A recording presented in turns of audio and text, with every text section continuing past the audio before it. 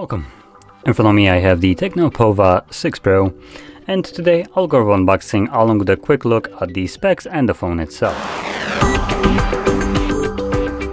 Get straight into it. Now on the box we do have a bunch of gibberish when it comes down to specifications. As one of those things that I completely hate is the misleading amount of storage and RAM. Now, as you can probably see, there is an asterisk. I absolutely adore that RAM has an asterisk on it. Like it's something that that can change, which it shouldn't. Because if something is labeled as RAM, that's a specification of the storage. So, in theory, or well, not in theory, in practice, we don't have 24 gigabytes of RAM. We have only 12 gigs of RAM because the other one is in storage, which is this thing above here. It doesn't label as RAM. So, TECNO, go F yourself with this logic. And if you're gonna do this, then subtract 12 freaking gigs from your storage, because you don't have that much. So yeah, anyway, we're getting off to a great start. I absolutely love this manufacturing bullshit. But hopefully the rest of the device is a little bit better, though I highly doubt it. Okay, now they do slap specifications almost everywhere, meaning that I basically don't need to check out the specifications on GSM Arena, which is where I usually get all the specifications for the devices from anyway. But here it looks like we have almost everything that we might need on, well, the front here. So we have 70 watt charging, which actually looks like the charger might be provided with the device, so that's surprising. We have a 6000 mAh battery, again 12 gigs of RAM. I refuse to call this 24, and you bullshit ass asterisk, go screw yourself with this.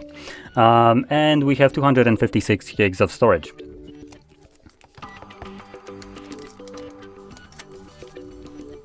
Oh, can I just like slide it out?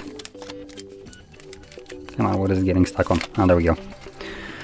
Okay, let's boot it up, and I'm gonna go into the specifications a little bit more in depth in a second, but let's just see what else we got here. Got some instruction. We got a plastic case. That's pretty neat. This is completely clear plastic, so this is hard. It's not like silicone, but the gray parts are rubber. Okay, and then we get a charger, which looks to be pretty decent. 70 watts. I always love how TECNO just flips an M upside down for watts. Like either they're using some world's shittiest font, or they like straight up printing it upside down. Whichever way, it just always looks weird. That's not a W. But anyway, here we also have charging cable, type C to type A, and wired headphones with a normal headphone jack on here. And they also have microphone in them. Okay. Now, taking a look at the device itself, let's talk about the display first, which actually will be a pretty decent part of this device. So, this is a 6.78-inch display, running a resolution of 1080 by 2436 pixels, putting it at nearly 400 pixels per inch.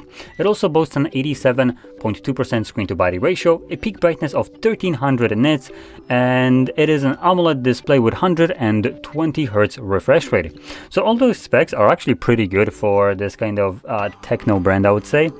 And the screen right here will most likely, I haven't checked the rest of the specs, but I can already guess that this will be the standout feature of this device.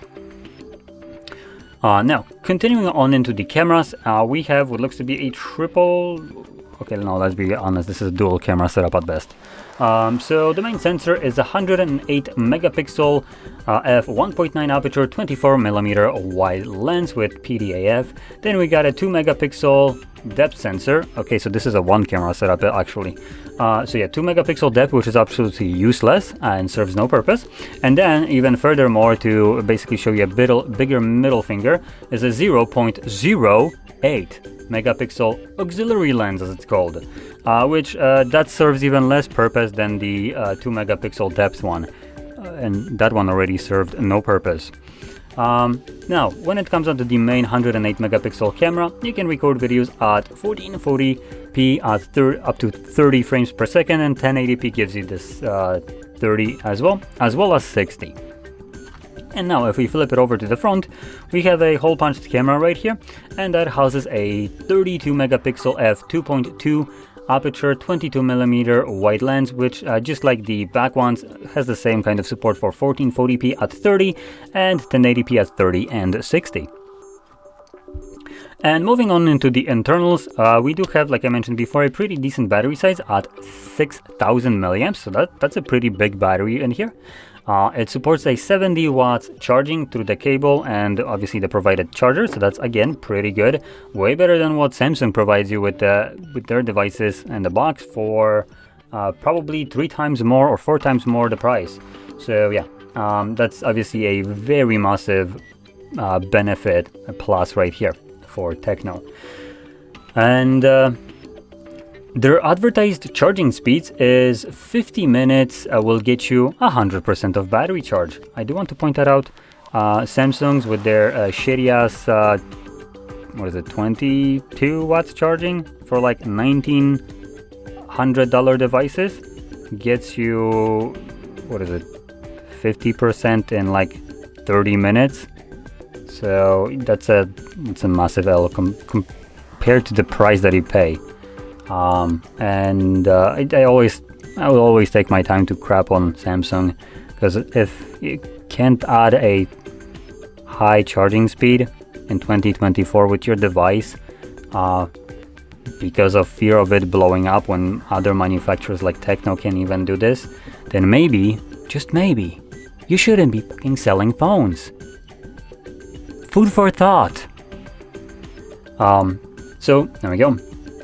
Now, one last thing here, when it comes down to the battery and charging, is the ability for you to use this device as a power bank for reverse charging at 10 watts. A pretty neat feature, assuming you need it. Though, most devices that support this come with a Type-C to Type-C cable. Here you have a Type-A to Type-C, so you don't have a cable that you can easily use with this. You would need some that has dual ends Type-C, at which point then you can plug it into the phone and to whatever else you want to charge. Okay, now last thing will be the storages, the RAMs and other things which I already did talk about a little bit. So 8 or 12 gigs of RAM is the options that you have for this device. This one comes with 12 gigs of RAM, but you can obviously save up and have like the 8 gigs, which will be a little bit cheaper. Now the both of the options come with 256 gigabytes of storage and expandable storage spot via the SD card in here. So that's pretty good. And don't get fooled by the 24 bullshit right here. You don't. At best you have 12 or 8 gigs of RAM. So yeah. Additionally, the device is being powered by a Snapdragon, what am I saying? By a Dimensity 6080 processor. And that's basically all the info for this phone. I'll just quickly put on the case just so we can see also how that looks like. And the case isn't actually half bad. Considering it comes provided with the device, I have to say it's a pretty decent case. One last thing that I want to check is the price of this device. Let's see if I can quickly find it. I hope it's in a reasonable price range. 1500 PLN. Okay, that's a little bit less reasonable, or let me quickly just make sure something. Nothing, phone. I want to check out the price for the okay, never mind. So yeah, I wouldn't recommend this device, honestly. Sorry, TECNO, but you want literally 50% more money for an inferior device. So, with that being said, I do want to give you a phone that I highly recommend checking out.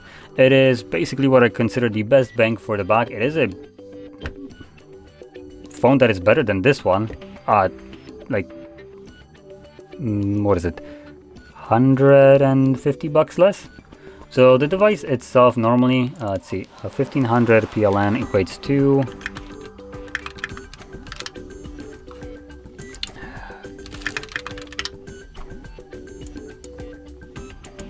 quickly check that.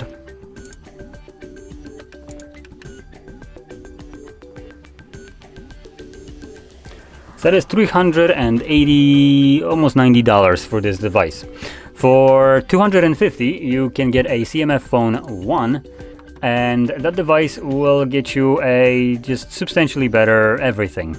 The only thing that it sacrifices is the build quality. It has a build quality that might be just an acquired taste. It is primarily plastic, but it's designed this way for a reason, to give you customizability and also repairability, so you can easily take off the back cover if it gets damaged and replace it with some other cover, as well as giving you choices between colors. All that for a device that is more powerful, has better specifications, and comes at $250 instead of that $380. So this device is just overpriced for no reason. I do also want to point out CMF Phone 1 does not come with a charger, if you're wondering. So I guess the question is it worth paying over $100 for a 70-watt charger? I don't think so, but to each their own. So anyway, with that being said, hopefully you found this video helpful, and if you did, don't forget to hit like, subscribe, and thanks for watching.